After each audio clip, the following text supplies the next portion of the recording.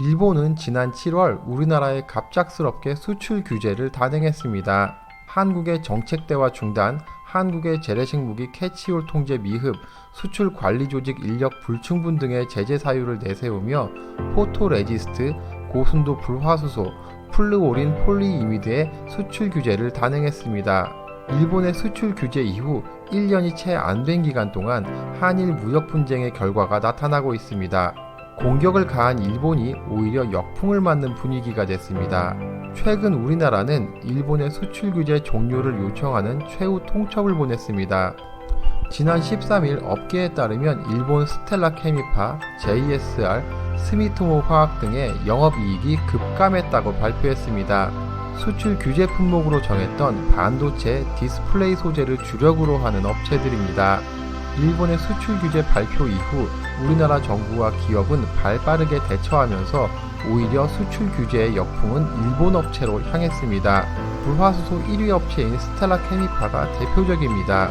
스텔라 케미파는 모라타 화학과 전 세계 불화수소 시장의 70%를 점유하고 있고 고순도 제품은 95% 이상을 차지하고 있습니다. 한국의 삼성전자, SK 하이닉스, LG 디스플레이 등은 스텔라 케미파의 주요 고객사입니다. 한국 수출 제한은 실적 부진으로 이어졌고 이 기간 동안 영업이익은 31.7%로 급감했습니다. 이에 대해 스텔라 케미파 측은 한국을 향한 수출 관리 운용의 수정 등을 배경으로 반도체 액정용 불화수소 수출 판매가 감소했다라고 발표했습니다. 한국 기업들은 일본으로부터의 불화수소 공급이 막히자 한국 토종 불화수소 제조업체인 솔브레인, 램테크놀로지, ENF 테크놀로지 등을 통해 공급받기 시작했습니다. 이에 이들 업체의 영업이익은 일본 업체와 반대로 급증하는 모습을 보여줬습니다.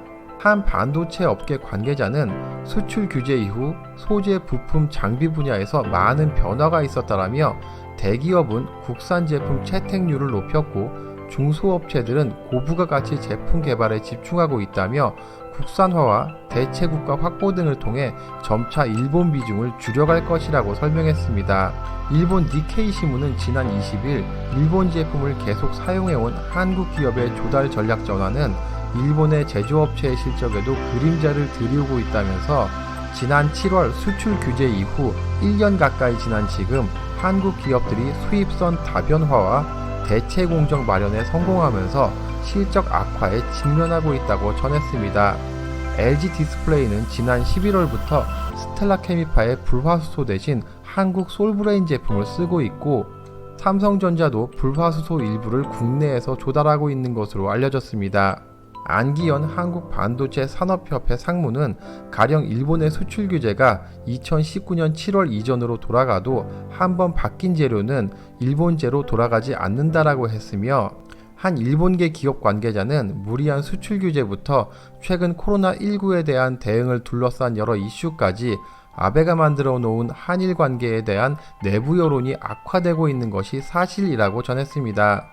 니케이는 한국과 일본 양국 정부의 대립에 일본계 기업의 현장이 멍들고 있다고 비판했습니다.